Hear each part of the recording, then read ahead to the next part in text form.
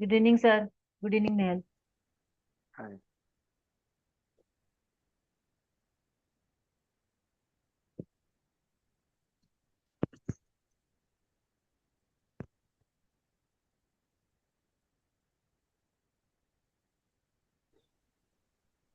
Hello. Yeah, can you hear me? Yes, sir. Good evening, sir. Good evening. Hi, Atul.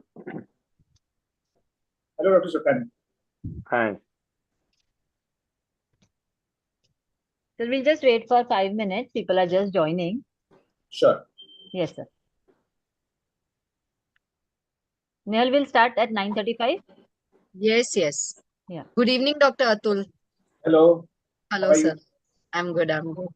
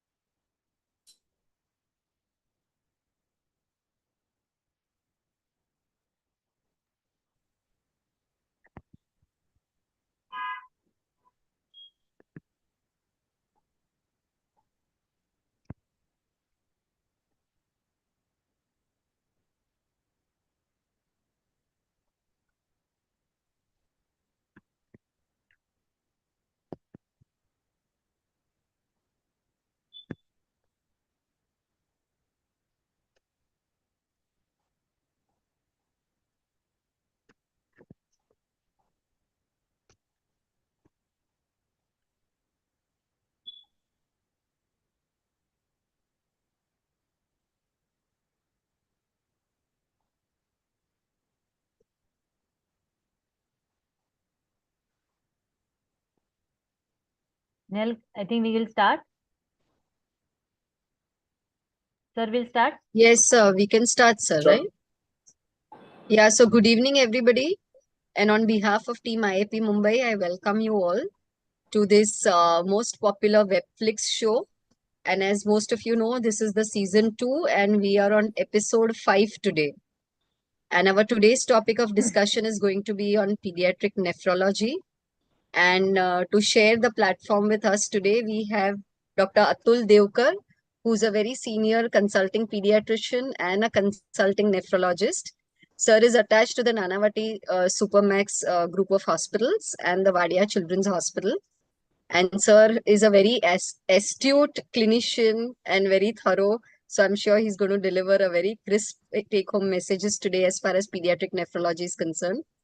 And to moderate the session today, we have our very dynamic treasurer IAP Mumbai, Dr. Amruta Shirodkar. So without much delay, Amruta, hand over to you and we can start. So as most of you are aware that this is going to be a very open dialogue based one-is-to-one discussion.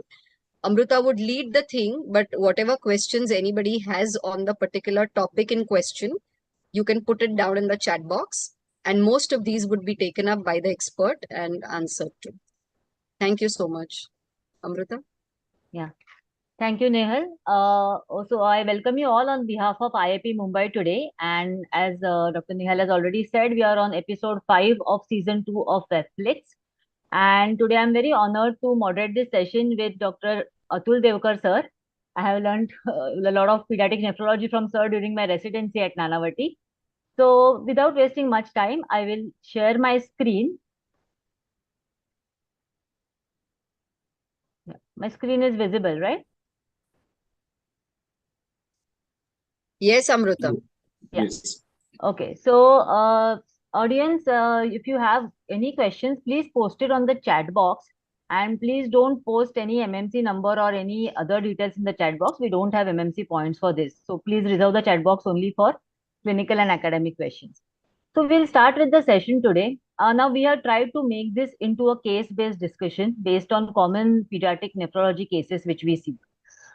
So we have a first case where we have a 5-month-old male child who presented with high-grade fever for 72 hours. There was no focus for the fever. The urine routine showed 8 to 10 pus cells and there was bacteriuria. Sir, this is a very common presentation we get in our day-to-day practice. If we get such a patient, what should be our first line of approach? Right. So, of course, clinically, we try and figure out whether most of the times at 5 months of age, there may not be any clinical signs, even if it's a urinary tract infection. So you have to have a high index of suspicion. You've already done it, but you are still nowhere because 8 to 10 pus cells will not tell you a definite idea as to what's happening. So now, according to the new guidelines, the ISPN 2024 Feb guidelines by the Indian Society of Pediatric Nephrology, we recommend to do a urine dipstick test. So was the urine dipstick test done for this child? Yes, sir. So dipstick was done and dipstick showed a LEN nitrite was negative. So, any reason to prefer dipstick over microscopy? So it's an alternative. So both urine routine and urine LEN nitrite are screening tests for detecting urinary tract infection. None of them are diagnostic, but this is much faster. The idea of doing a dipstick test is much faster. The patient comes to your clinic, you send the urine routine, the report comes in the evening, you do a dipstick much faster and you have an idea as to what you're dealing with. So definitely LEN nitrite by dipstick is a better idea for the rapidity of the test. So now we had a LEN nitrite negative. Now the question is, should we send a culture? Yes or no? If we send a culture, if we don't send a culture, what about antibiotics in this patient? So once LEN nitrite both are negative, it's most unlikely to be a urinary tract infection. So we will not send a urine culture. Okay. And again, we will not start oral antibiotics or IV antibiotics for that matter. We'll wait and watch for any further clinical signs, whether this child has any other clinical signs of bacterial infections or whether the child has any viral fever. So if both LEN nitrite are negative, we definitely don't, it's most likely not to be a urinary tract infection. Right. So in fact, yes, yeah, you can go ahead. Yeah, so since we are not thinking this is a urinary tract infection, we don't send a culture, we don't start antibiotics. So then sonography here is again not required. So not required, right? Because we are not thinking this is a UTI. We'll wait for the natural course of the illness. Most probably looks like a acute febrile illness. Correct. Right. So moving on, now we have a second case which is now a little older child, a 3-year-old female child. Now this child is presenting with dysuria and increased frequency of micturition since 4 days. This child doesn't have any fever but has a past history of UTI which was culture proven 1 year ago. Now urine routine in this patient is normal, but the dipstick is showing nitrite and LE positive. So with such a patient, what should be our approach? So once you have a urine nitrite and LE both positive, then you should definitely send the urine for culture. That's the first. You also start the child on antibiotics, and you Right. also get a sonography done. So all the three things will have to be done. So you send the urine for culture. Uh, LE stands for leukocyte esterase test. So when you do a urine dipstick test, we look at two things as far as urinary tract infection is concerned. One is the nitrite. So if urinary positive, that means there are bacteria in the urine. So bacteria which convert nitrates to nitrite and nitrate reductase are E. coli, Klebsiella, Proteus. However, Right. there are some other bacteria which do not convert nitrates to nitrites, like Pseudomonas and all the gram-positive organisms. Right. So, if you have a urine nitrite positive and the leukocyte esterase positive, leukocytes will detect the leukocytes in the urine. So, if both are positive, it's more likely to be a urinary tract infection. Right. In fact, the sensitivity and specificity is pretty high. So almost 72%, if both LE and nitrite are positive, then it's almost a 96% specific and almost 75% sensitive for urinary tract infection. Right, sir. So So any the current, chances of the LE and the nitrite being false positive or false negative for that matter? yes. So nitrite test by itself is very high has very high specificity. They don't have too many false positives. Right. Certain children which have pre-perputational bacteria may reduce the nitrates to nitrites. And even if the urine is kept for a long time, not sent to the laboratory early, then the long storage time can also cause contamination, which can lead to nitrites being positive. But otherwise, if a nitrite is positive, it is definitely much more specific for a urinary tract infection than a leukocyte esterase. Okay. False negatives, yes, can happen in nitrite tests, especially in infants and younger children who, because of the urinary frequency, because of the short incubation period, because of passing urine all the time, there's no Right. time for Right. the urine bacteria to grow in the urine. A lot of children have low vegetable and fruit diets. There are no nitrates in the diet itself for them to convert. So all these can lead to false negative nitrites. Right, sir. Leukocyte esterase test is, as I said, is test mainly white blood cells. Any cause of sterile pyuria will be false positive for leukocyte esterase. And there's a whole list of conditions which can cause Right. sterile pyuria, right? From Right. fungal infections, parasitic infections, autoimmune conditions, neoplasms, all of them can lead to. So you need to have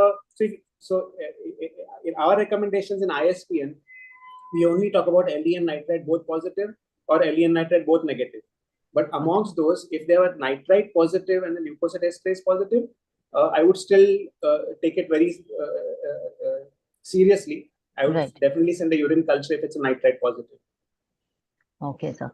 So here the culture was sent, and now so should we wait for the culture report before we start antibiotics?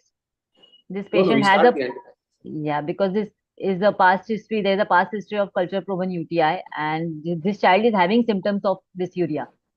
So now a USG was done. USG in this patient turned out to be normal. So now my next question, sir, is what about MCU? And if you could highlight on the current change in recommendations on MCU as well.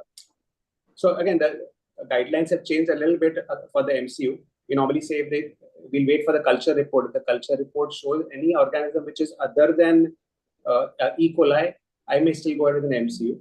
But most likely, this child will probably have a urine culture showing a E. coli. The USG is normal. I wouldn't put this in a recurrent UTI because the child did not have any fever. So if a recurrent UTI, I would say recurrent febrile UTI would be more important. So the MCU indications are any urinary tract infection less than 2 years of age with non-E. coli, non-Escherichia coli bacteria. Yes. Any abnormal USG findings and any history of recurrent febrile UTI. Only then you go ahead with MCU. So I wouldn't. So though all these are guidelines, 3-year-old child, I wouldn't go ahead with an MCU in this particular child. Right. So I mean, clinically, we would still go ahead, do an MCU and be happy that the child doesn't have a reflux. We will like to go ahead and do the MCU, right, sir? Even though it doesn't fit in the guidelines actually for doing the MCU. Correct. So that is going to be individual as to whether you want to go ahead with it or not. Right. But again, it's a three-year-old child. So slightly older child. Correct. So only if it's a high-grade reflux, we may probably be picked up by some other method. So I wouldn't go ahead with the MCU in this child. Right, sir. Right. What about antibiotic prophylaxis, sir? Does this child need any? So antibiotic prophylaxis now is given only for children whose MCU is done and shows a high grade reflux, like a grade 3 to grade 5 reflux. Right. And if it's a recurrent febrile UTI, again, this child does not have a fever, so I wouldn't start antibiotic prophylaxis for this child either. Okay. So Of course, the child will be closely monitored for any further episodes of urinary tract infection, and then we can take a call as to what needs to be done later. Right, sir. Right. So moving on, now we have another case 3 where we have a 2-year-old boy. This child is having history of recurrent UTI since 8 months of age. Every time he was treated with antibiotics. Now urine routine shows 30 to 35 pus cells. We don't have any previous records of any sonography done or any other investigation done apart from a urine routine. Now how will we approach such a patient, sir? So this child definitely seems to be having some significant problem, and I would definitely be a little worried about this child, and I would definitely go and try and find out what is the underlying cause for these recurrent urinary tract infections. So initially, of course, I will send a urine culture, start him on oral antibiotics if he is not very toxic. At the same time, I'll also get a sonography done. So the first phase will be to send a urine culture, do a Right. sonography, and start him on oral antibiotics. Right. So here the culture was sent, which grew E. coli in a significant colony count. USG was done, which showed a dilated left ureter with pelvic calyceal dilatation seen.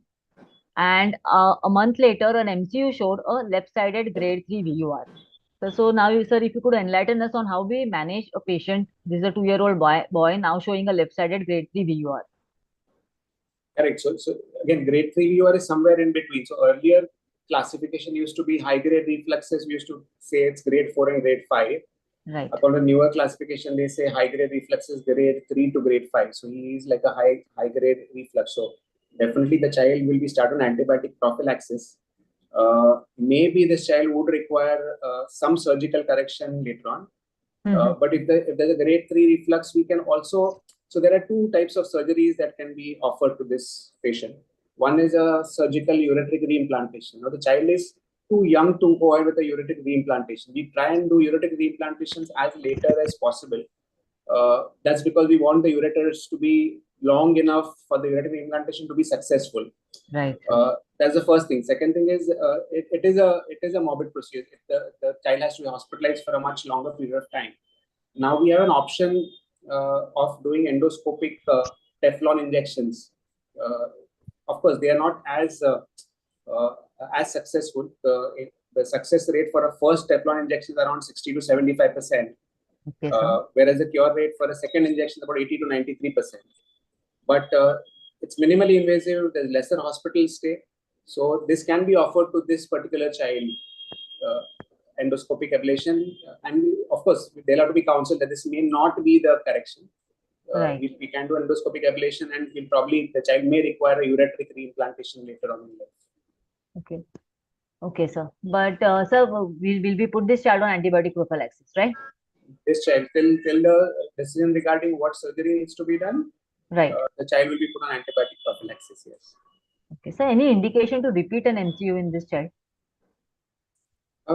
So again, now the indication for repeating MCU is only for high grade refluxes. So if the MCU done shows a grade 4 or a grade 5 reflux VUR, and we normally do it 4 to 8 years following the initial diagnosis. So right. Okay. All right, sir. So yeah, and so what about DMSA? If you could enlighten us, because this child, since is having a VUR, we would like to look at the kidney status. So any child with a high grade VUR, Amrita, is more likely to develop some amount of renal scarring. Right, sir. Yes, we'll definitely go ahead with the DMSA scan in this child. Probably plan it about 4 to 6 months after treating the urinary tract infection. So DMSA scan will pick up what kind of renal scarring the child has on the left kidney, whether reflux is. It helps us to prognosticate as to what will happen to the kidney, say 10 years down the line or 20 years down the line. Right, sir. Right. So the timing will be 3 months later. Yeah, 3 to 6 months after 3 to 6 months. Correct. All right, sir. So then we are on case 4 now. So we have a day 1 male neonate who is a term gestation, who has no obvious external anomaly, Antenatally, a third trimester sonography was done, which showed bilateral pelvic ileal dilatation with ureteral dilatation of the visualized portion. Right renal APD 11 millimeters, left renal APD 8 millimeter. What's the next step? So many times when we attend delivery, we see this antenatal sonography reports of third trimester. So how do we approach this patient with and diagnose antenatal hydronephrosis or antenatal pelvic ileal dilatation? So first question I will have is to know what is the amniotic fluid index, because this is not a good enough report. Okay. So we will definitely need to know what the amniotic fluid index is, because if the child has enough amniotic fluid, then we normally classify, put it as 8 to 20 is the normal AFI. If the AFI is more than 20, it's polyhydramnios. If it's less than 8, then it's oligohydramnios. Both are significant. Right. So that's the first thing that I will need to ask for. And now, currently we don't look only at the AP-RPD, Amrita. So the classification for antenatal hydronephrosis earlier used to be only the anteroposterior renal pelvic diameter. Right, and sir. those values are fixed. So anything that's more than 4 millimeters in the second trimester, anything more than 7 millimeters in the third trimester is significant, which is mild hydronephrosis. Anything more than 7 millimeters in the second trimester and more than 10 millimeters in the third trimester is again significant, moderate to severe hydronephrosis. So the values still remain the same, but now we classify them as per the UTD system, or the urinary tract dilatation system. So the UTD dilation system is a prenatal and postnatal USG dilation system, which looks at 6 parameters, not only the AP-RPD. AP-RPD is the main parameter.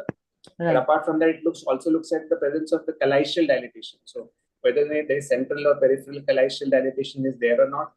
Looks at the parenchymal thickness. So the upper pole, middle pole, lower pole parenchymal thickness.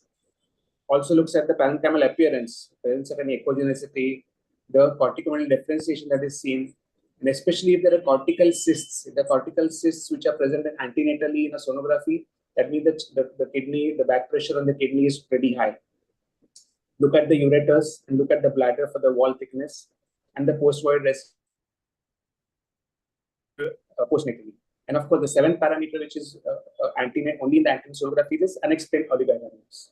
Now, again, when we look at the prenatal and the postnatal urinary tract dilation system, we try to any of these systems is basically to try and prognosticate as to what the renal morbidity is going to be over a period of time. That's the reason why we do it. So any child who is either A1, that is less than is 4 to 7 millimeters in the first trimester, in the second trimester, is likely to be a low risk for which is called the A1. And anything with more than 7 millimeters in the second trimester or more than 10 millimeters in the third trimester is an A2, A3, which is like a high risk for renal morbidity later on in life. Similarly, postnatally, we would like to do a sonography. So we prefer to do the sonography after a few days. We don't do it in the first or second day. Right. So I have a question for the audience. When do you do the sonography? You already partly answered it. So if you have a child born with antenatal hydronephrosis, 1, 2, 3, 4, the options are there on your screen. So do we do the sonography in the first 48 hours, between 3 to 7 days, or we'll refer this for a pediatric surgical reference? Or you think this, as most commonly we have transient hydronephrosis, we'll wait and evaluate the child at 1 month? Audience can post in the chat box whichever option they feel is right. I think sir has already partly answered, but still. So you mentioned something about post-void residue while in the sonography. How significant, I mean, is in the newborn? So no, post-void residue is not very significant in newborn babies, not at all. So especially for a child suspected of PU wall, there's the significance of post-void residue is more in older children with bowel and bladder disturbances. So right. So yeah, so postnatal scan 3 to 7 days. Someone has answered rightly. So postnatal scan was done here on day 4, which now showed a normal right kidney, but the left renal pelvic ileal dilatation had an APD of 10 millimeters. So now, sir, ideal time of asking postnatal sonography between 3 to 7 days. So, but any indications that we'll ask this sonography early in the first 2 days? So any child who's suspected of PU walls is what Right. I would say. But so that means any child with a bilateral moderate to severe antenatal hydronephrosis with unexplained oligohydramnios, or severe hydronephrosis in a solitary kidney in a male Right. child or a female child or two. I would definitely go ahead with a early sonography within the first 24 to 48 hours itself. Right, sir. Sir, and what about MCU now? What are the indications in a child, in a baby who's born with antenatal hydronephrosis to ask for an MCU? And also the timing, sir, if you could tell us. So I will answer both the questions together. Normally, Yes, sir. I would classify this as the first group of patients, which is the bilateral moderate to severe hydronephrosis hydroureter, or a severe hydronephrosis solitary kidney. In these children, I would do a sonography and an MCU within the first 48 hours of life, if the child is clinically stable, of course.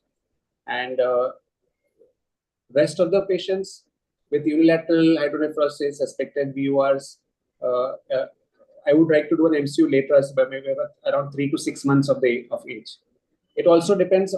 The ideal timing will also depend, Amrita, on the sonography.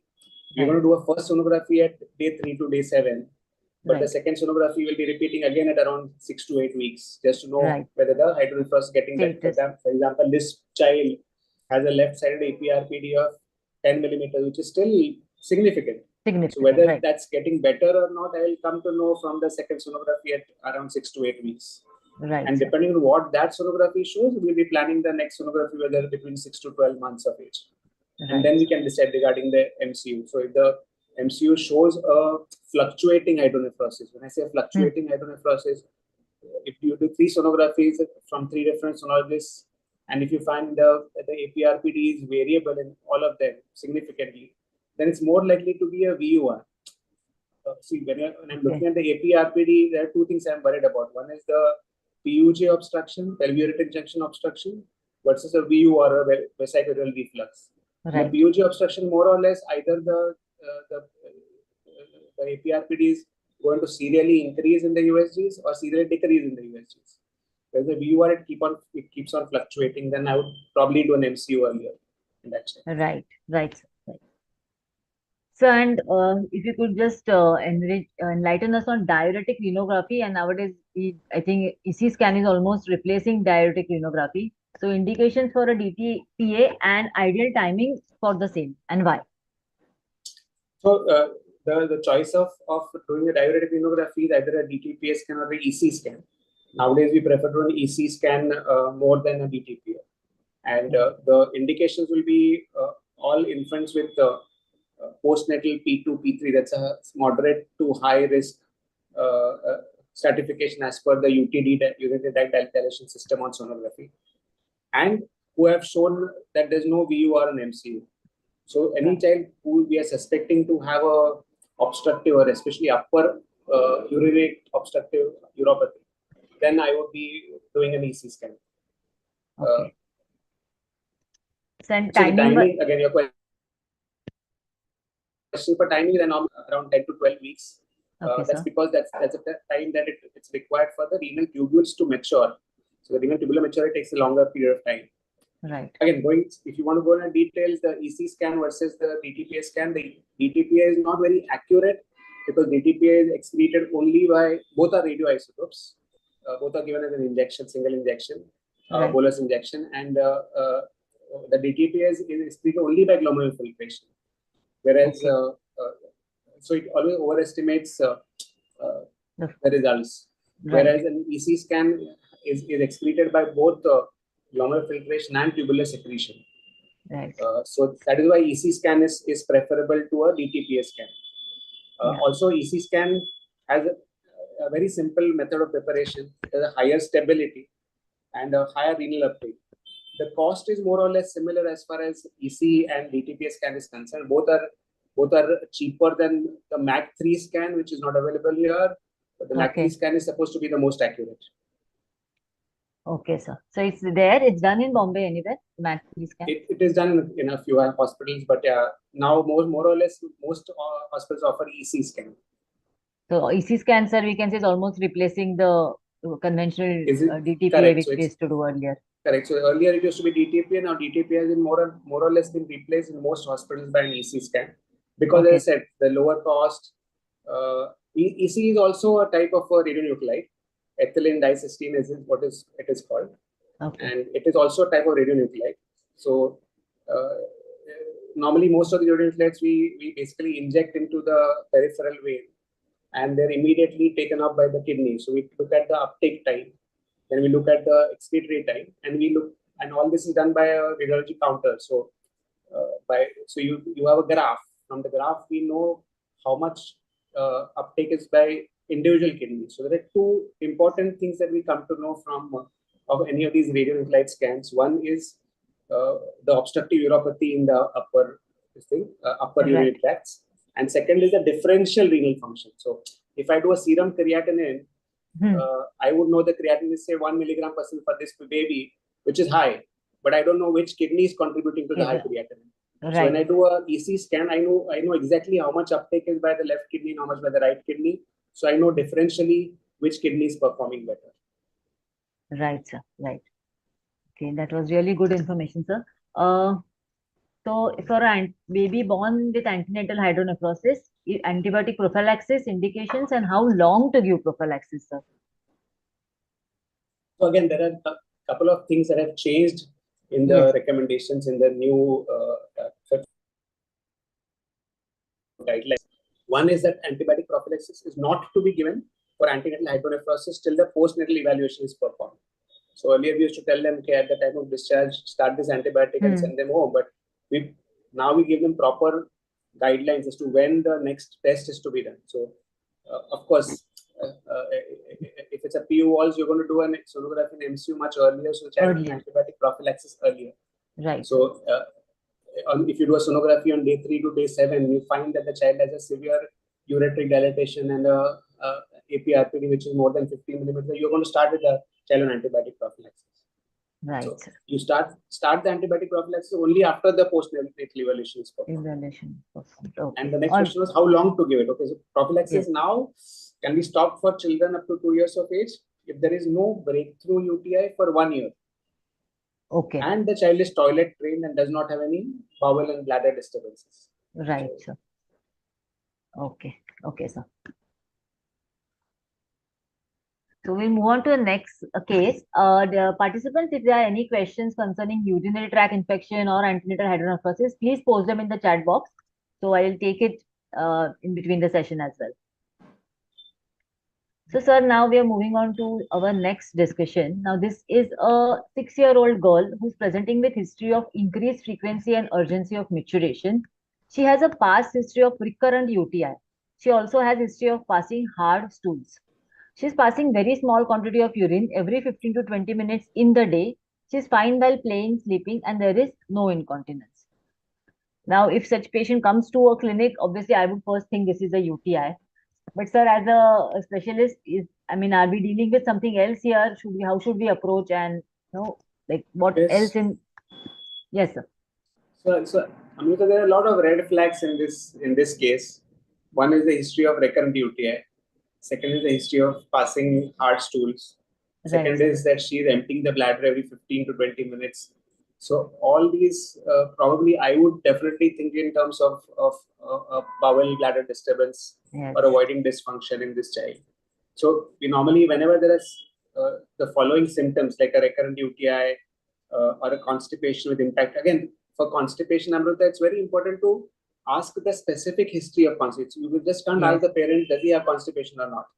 You have to ask, because most of the time they'll say, no, he's all right. He passes stools every day. But there are children who can pass like five stools 5 times in a day, will be like hard pellets. Right. That itself is constipation. So constipation is the history of constipation is very important to elicit from the parents. Right. Because that sometimes gets missed. So this child has constipation. Sometimes they can have impacted stools. Holding maneuvers.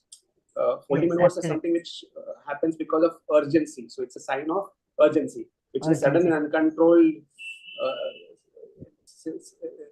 sensation to pass urine, which can happen with children with voiding dysfunction. So what boys do is they just hold the penis tight, or they just put pressure there and try and control What girls try to do is they either put a pillow in that area or something else, or they sit down like a Vincent's curtsy in a crouching Vincent's position. They heel on the. So all these are indications of avoiding dysfunction. Right, sir, right. This girl will definitely need to be examined properly, because if she has a distended bladder, if there's any palpable, so especially if it's a distended bladder, and if I put pressure on it, if she does not pass urine, it's more likely to be avoiding dysfunction. If she passes urine, it could be a neurogenic bladder. So when we say avoiding dysfunction, what I'm talking about is a non-neurogenic. If it's a neurogenic bladder, maybe she might tend to pass urine. Sometimes you might actually feel the feces when you're palpating the abdomen. The entire left side of the entire abdomen will be full of palpable stools. Right, sir. We'll definitely need to investigate this child. Of course, after sending the urine routine culture, I would definitely like to do a sonography in this child, and maybe even an MCU. So depending on what the sonography shows. Sonography is. So I think already sir covered up investigations wise what we do in this patient. So now many times we see drugs given for avoiding dysfunction. What's your take on role of pharmacological therapy? Like now for this example, this girl is more like a overactive bladder because she's having this urgency, passing urine every 15 minutes. So any role of pharmacological therapy, sir? So pharmacotherapy is generally a second line treatment. So the first line treatment is going to be urotherapy. So first the child will and the parents will have to be explained as to what voiding dysfunction is. So we can draw the bladder anatomy and explain that to them, that this is how bladders of most children work, and this is how her bladder works. And she'll have to be trained.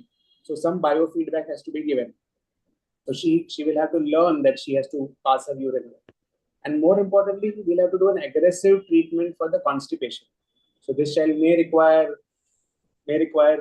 laxatives, may require enemas, may require suppositories, but the constipation will have to be treated aggressively.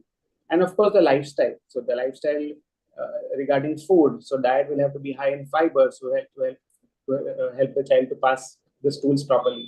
So if you are able to treat the constipation well and do the urotherapy, along with what we call as double micturition or triple micturition. So you tell the child that once she goes and passes urine, she needs to pass urine again. So here, again, Amrita, the important post-void residue comes. When you do a sonography, and if any child who's between 4 to 6 years of age, if your post-void residue is more than 30 ml or more than 20% of the bladder capacity, for any child who's more than 6 years, 7 to 12 years of age, where the post-void residue is more than 20 ml or more than 15% of the bladder capacity, then we consider significant post-void residue. So if the child has significant post-void residue multiple times, again, it goes in favor of avoiding dysfunction. Will need to be treated. So in spite of doing all this, if the child does not respond, then we consider pharmacotherapy. But before doing pharmacotherapy, again, we prefer to do a uroflowmetry in most of these children. So a uroflowmetry is a very simple test. It's done in Nanavati Hospital on an OPD basis. So they can just come here and they can just do the uroflowmetry on an OPD basis. So what does it show basically? You can just tell us a little bit about uroflowmetry. So in the uroflowmetry, the child is first, of course, the child has to be toilet trained child. It can't be there in a 1 or a 2 or a 3-year-old child. But older children, and they're just made to pass urine into a uroflowmeter. And when they do that, we look at the rate of the urine, we look at the volume of the urine that the child has passed, and the total voiding time. And we also look at the pattern on the uroflowmeter. So normally the uroflowmeter pattern is like a bell-shaped curve in a normal child. Whereas if it's an overactive bladder, it will be like a tower-shaped pattern. If it is a detrusor sphincter dyssynergia, the bladder is contracting and the sphincter is contracting at the same time, then you will have a staccato pattern.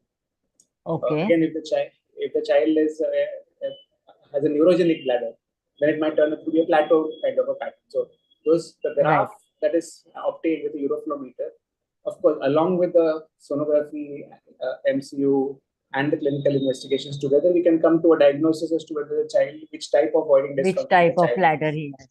Right. So what is the cost? I have a question. What is the cost of this uroflowmetry? I think it's 2,200, but I'm not very sure. I think it's around 2,200. Okay. All right, sir. Some urodynamic studies, any indications, are they done currently or how is it? So urodynamic studies is a good method. In fact, it is the most specific method to diagnose voiding dysfunction, but it is an invasive test. So if we are able to come to a diagnosis with the non-invasive testing of sonography and uroflowmetry, then we do not do urodynamic studies.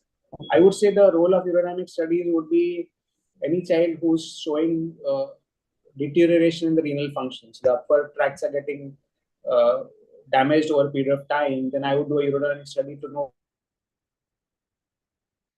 what exactly has changed. Or if you have started the child on pharmacotherapy along with the urotherapy and the child is still not responding, then I would probably think in terms of getting a urodynamic study. So we do urodynamic studies in children, but those are children who like the PU walls, have multiple surgeries. The bladder is like a wall bladder. Now we don't know what needs to be done. So even we do urodynamic studies in all children pre-transplant. So yeah, there are a lot of indications of urodynamic studies, but not in this child that we are discussing. Right. Got it, sir. Got it. So I think for voiding dysfunction, the most important is behavioral modification, and all your pharmacotherapy and these studies will come little low down on the list. Correct. Right. So now, sir, from voiding dysfunction, we'll move on a little bit towards proteinuria. So we have a couple of cases here about proteinuria. So now this girl is a 14-month-old girl who's weighing 8.6 kgs, history of fever since 1 day, maximum temperature of 102 degrees Fahrenheit, mild reduction in the appetite for solids, no associated symptoms, no past history of febrile episodes. Mother was giving paracetamol in the correct dose and given her age, advised to send urine for culture and routine microscopy. The urine routine showed 1+ proteinuria, pus cells 4 to 5, red cells 1 to 2. So we commonly get this report. So can you just so my question to the audience is whether this proteinuria is significant or not. This audience can answer in the chat box. Is this proteinuria significant? No. Yeah, so we have no answers we are getting. Correct. So everybody is very clear about yes, this is not a significant proteinuria. And why? Can we go ahead? Did we do any further investigations in this child?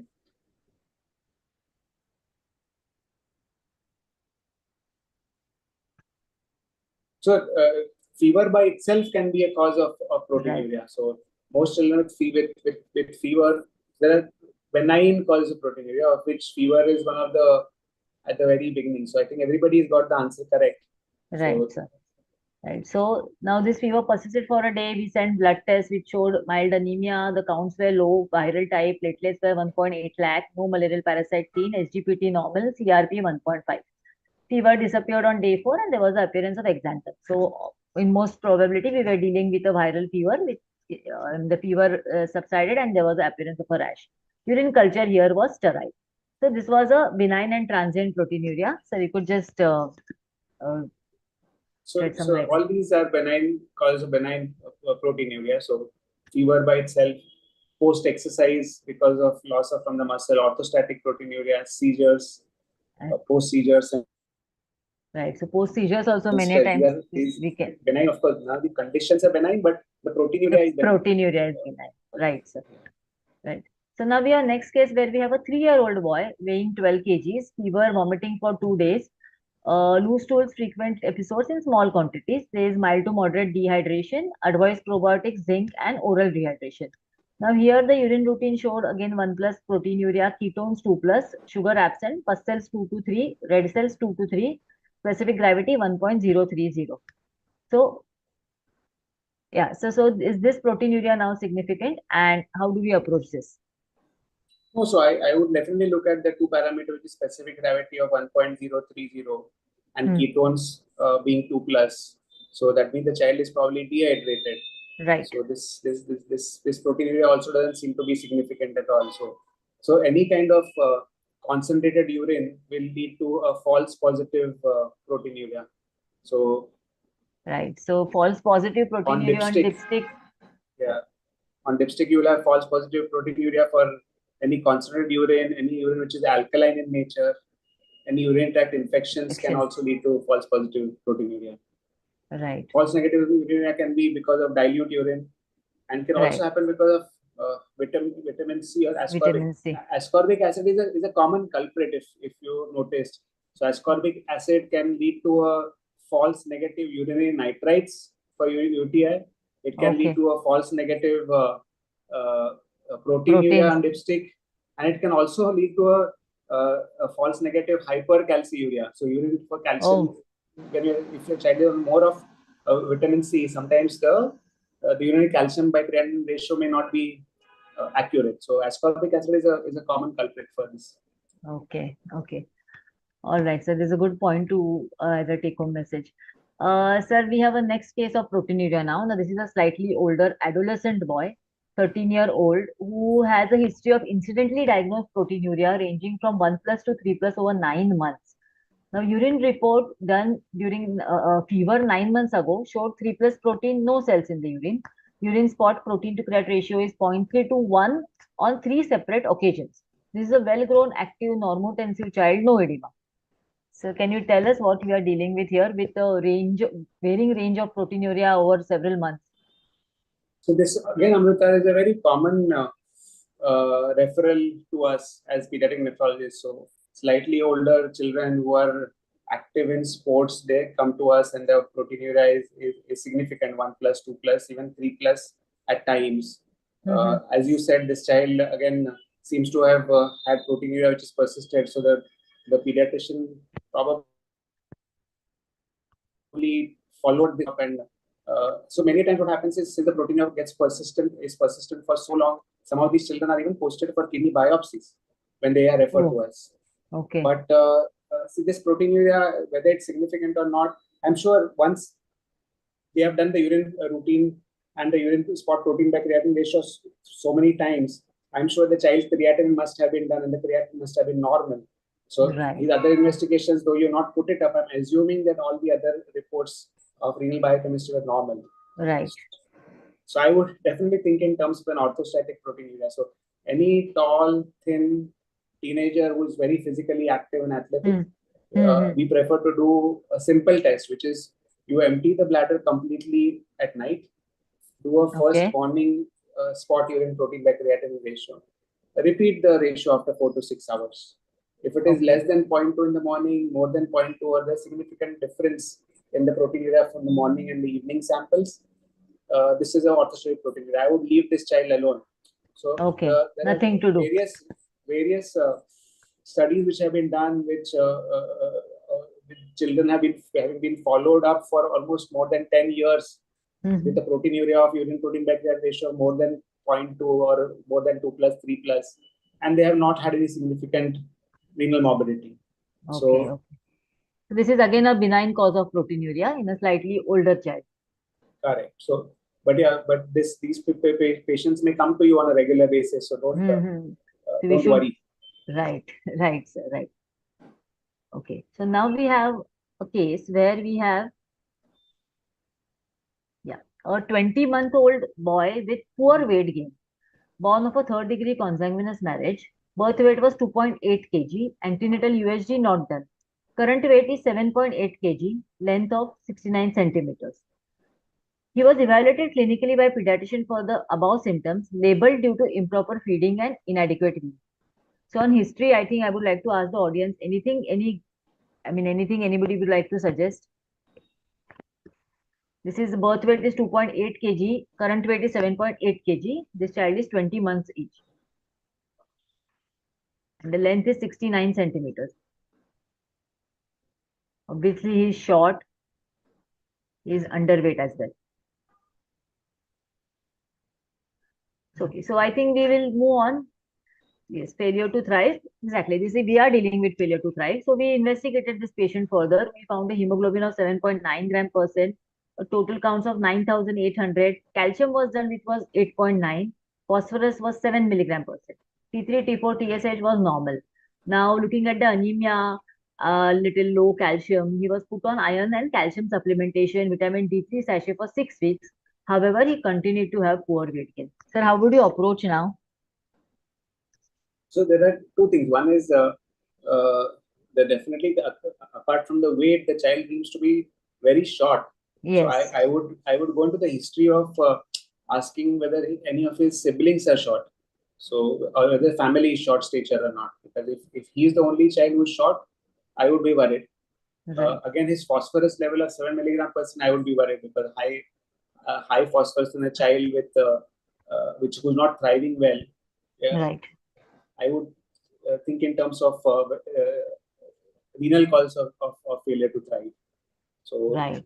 again, Right. looking at the hemoglobin is 7.9 gram per cent, but you not told me what the retic count is or what the RBC indices are. Right. Whether any evidence, clinical evidence, correct? So any clinical evidence of rickets is there or not? Rickets. Yes. So Okay. So we did a CBC, we did calcium, we did phosphorus. However, the renal parameters were not yet done after he was put on all these supplementations, and he still didn't gain weight. And this is his clinical picture. so it seems to have evidence of rickets definitely. Yes. Yes. So There's a lot of frontal bossing seen. any history of polyuria, polydipsia, if I'm thinking in terms of any renal tubular problem, Right. and we don't have a serum creatinine in this child, which will also tell us, yeah. So it definitely clinical signs of rickets seem to be there. Are seen. Yes. Then we had sent the kidney parameters, and the BUN was 42. Creatinine was 3.9 milligram per cent. Potassium was 4. Correct. So any evidence of rickets in such a small child with a failure to thrive, there are two renal causes. One is renal tubular acidosis, and second is the chronic kidney disease. Right. What differentiates them is the phosphorus level. So serum phosphorus being high was unlikely to be a RTA. So normally most renal tubular acidosis will ever have a hypophosphatemia. Right. So the serum potassium also. So polyuria, polydipsia may be present in both RTA as well as chronic kidney disease. Right. However, in chronic kidney disease, it's just a phase. So in chronic kidney disease, whenever the concentrating ability of the kidneys goes down, that's the time when the child becomes polyuric. Whereas in a child with a renal tubular acidosis, the child may have continuous, the polyuria may be persistent. And there'll be history of nocturia also. Right. So this child, again, what is commonly missed is anemia. So there are, in fact, so many times we have children with chronic kidney disease who are referred or who reach to us so late that already the creatinine is so high, even at 7 or 8 years of age.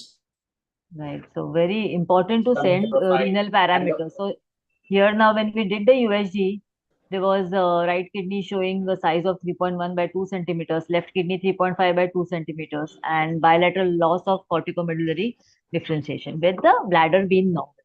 This child had hypoplastic dysplastic kidney. It's quite unfortunate he was not picked up earlier and was treated with supplements. Correct. So this child will have to be, so again, treatment of chronic kidney disease is multi-pronged. Eventually, obviously, this child will require a transplant. But before he goes into transplant, all the metabolic parameters will have to be corrected. So he has metabolic acidosis, he has anemia, he has calcium phosphorus, mineral bone problems. So everything will need to be dealt with before progressing further. Right. So chronic kidney disease, as you all know, is a silent disease. So many times it's missed. Sometimes we have children who have only been treated for anemia. So the child is otherwise absolutely fine. But anemia, given transfusions, anemia workup done, but somehow creatinine is not done. Right. And simple things to look at is the parameters. So if the retic, in iron deficiency anemia also, reticulocyte count will be low. Right. But on treatment, the retic count should come up. So after giving iron supplements, if the reticulocyte count doesn't come up and the RBC and the indices don't get better, then it's more likely to be a chronic kidney disease-related anemia. Right. It's very important now. We don't miss on investigating thoroughly in such patients. So we are open to open forum now. Any audience wants to ask any questions on pediatric nephrology, please post them in the chat box now. We have another 10 minutes, right, Neil? Yeah. Anyone wants to ask any questions, please post them in the chat box.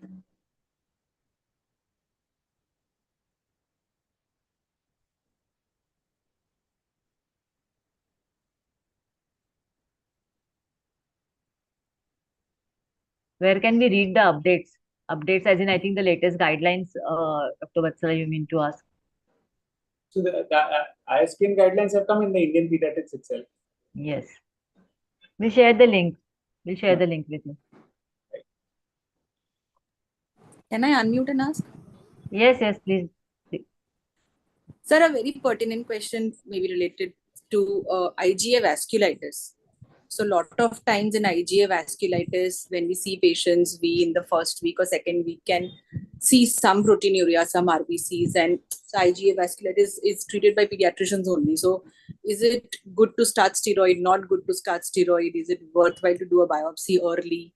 Can you just give us some insight on that? So IgA nephropathy, though it may be detected early, most of the time, by the time the child goes into a chronic kidney disease for IgA nephropathy is in his 20s or 30s.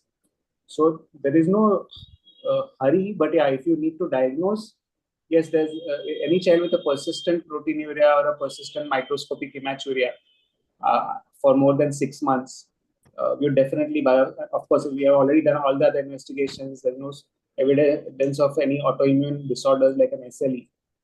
We would definitely biopsy this child.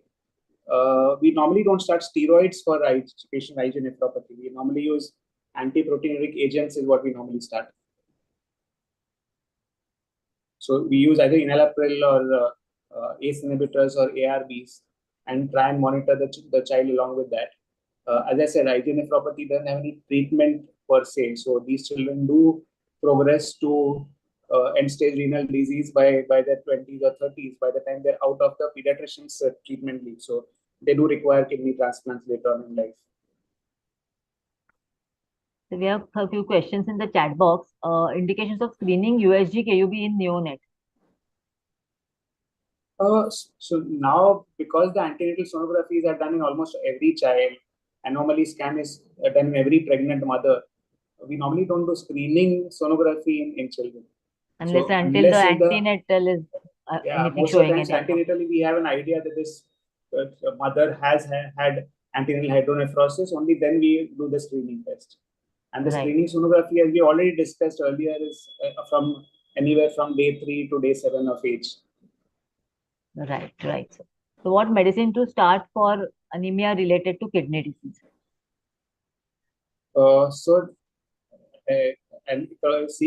CKD anemia is treated firstly with iron supplements because most of them have an underlying iron deficiency anemia. But the mainstay of treatment is erythropoietin. So we normally give erythropoietin, which is given in the injectable form. So whenever you start a child with CKD, the aim is to try and keep the hemoglobin levels around 11 to 12 gram percent. We don't want the hemoglobin to be very high, beyond 13, 14 gram percent, because that can lead to morbidity, cardiovascular morbidity. But we prefer to keep we started the erythropoietin, normally started as a thrice a week dose of 50 units per kg. It's given subcutaneously.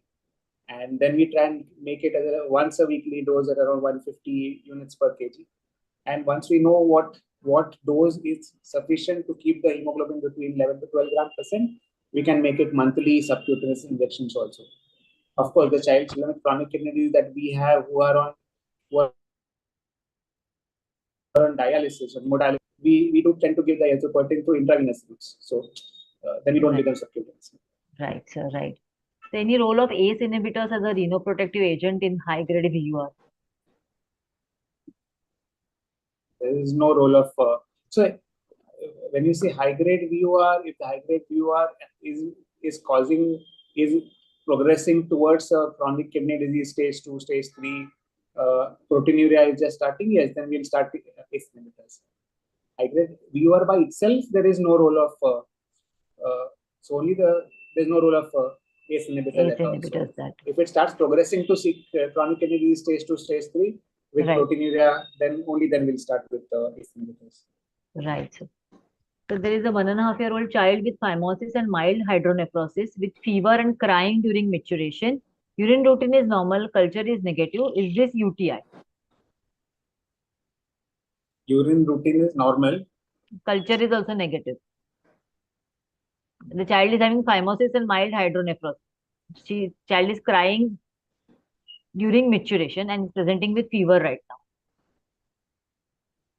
doesn't look like an UTI, right? So if the urine culture is negative, Right. it is not a urinary tract Not a infection. UTI.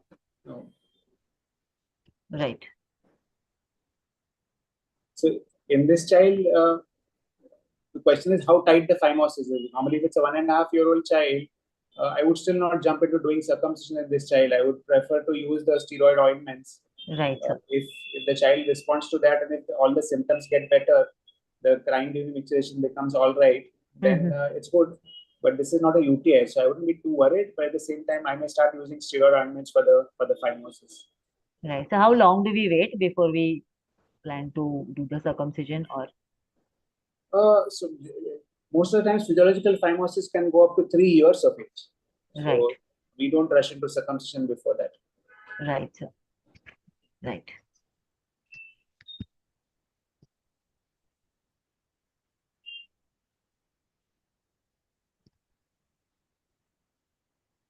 Any questions? Anybody wants to unmute and ask which steroid ointments, sir, do we use for? Betamethasone is a good ointment. Right.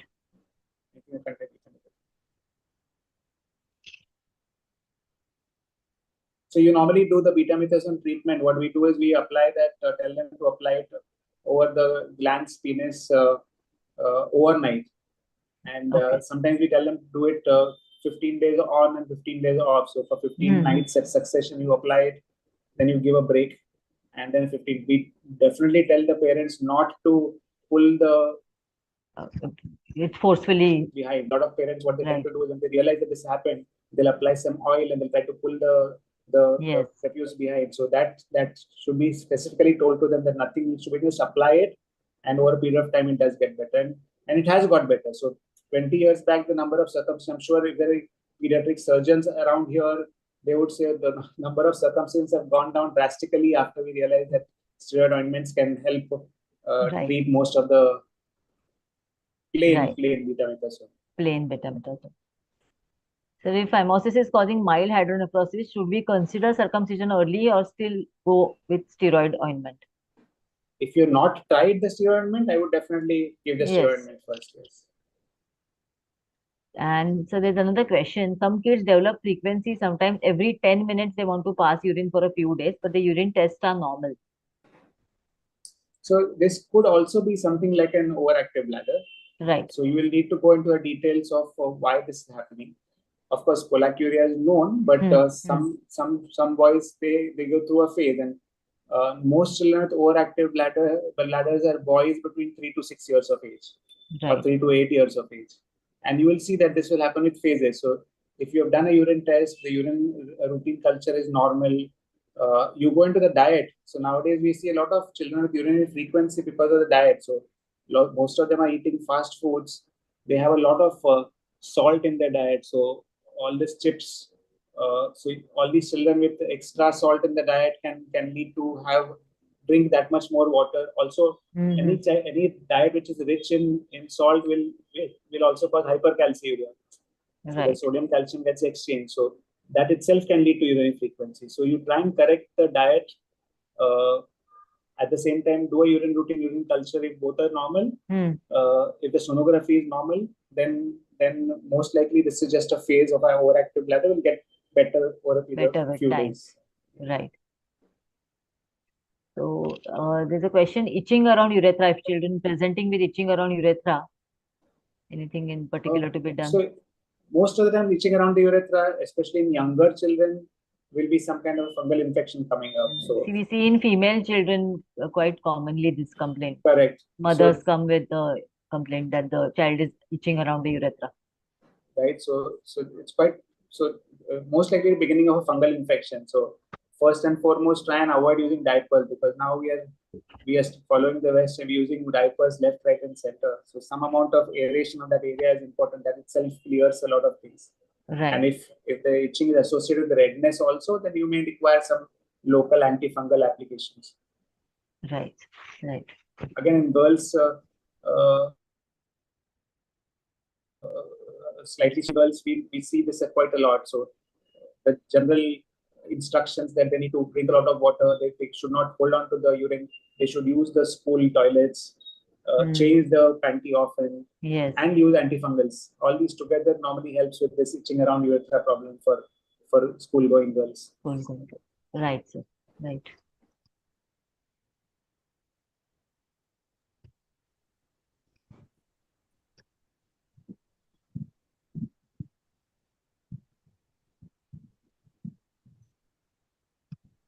In chat box, antifungal, which antifungal to use? I think that's the question here. So still clotrimazole is the one which we normally still use. Of course, there are many others, but always start with clotrimazole. Right. So Candid. Right. Any questions from anyone else from the audience?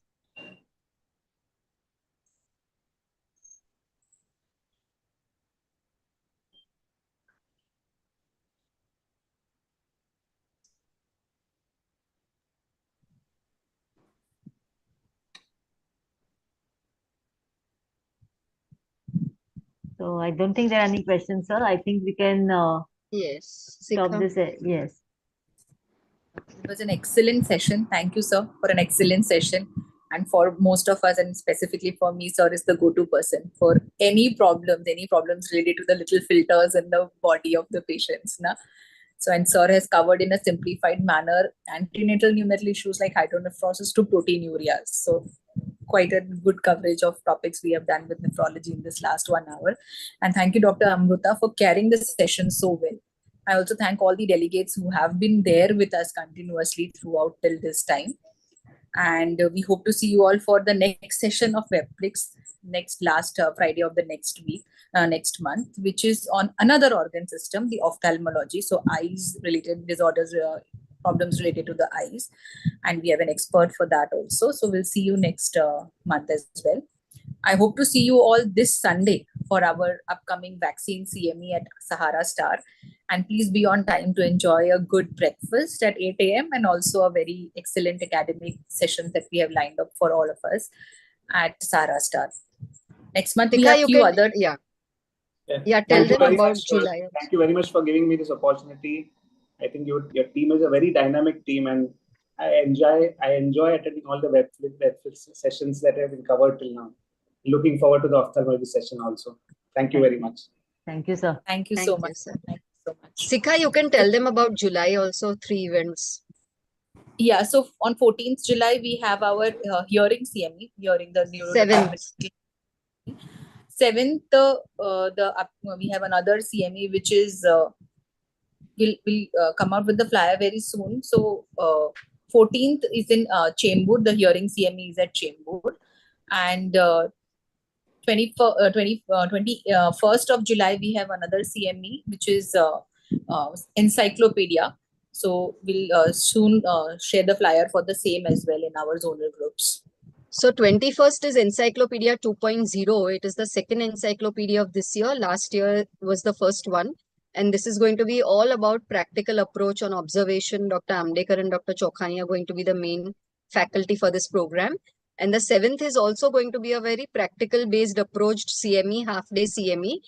The 21st July one, Encyclopedia is in ITC Grand Maratha. The 7th one, the venue is still to be finalized, which we'll be soon posting this coming week on our groups and zones. But again, it's going to be a very practical, daily based approach, office practice by Dr. Amdekar, Dr. Chokhani, Dr. Tanu Singhal, and we have one more faculty. So these are the 3 fixed CMEs that we are coming up in July. So everything will be posted on the zones, and try to register for those. Thank you, everyone, and good night. Thank Good night, you. everybody. Thank you. Bye.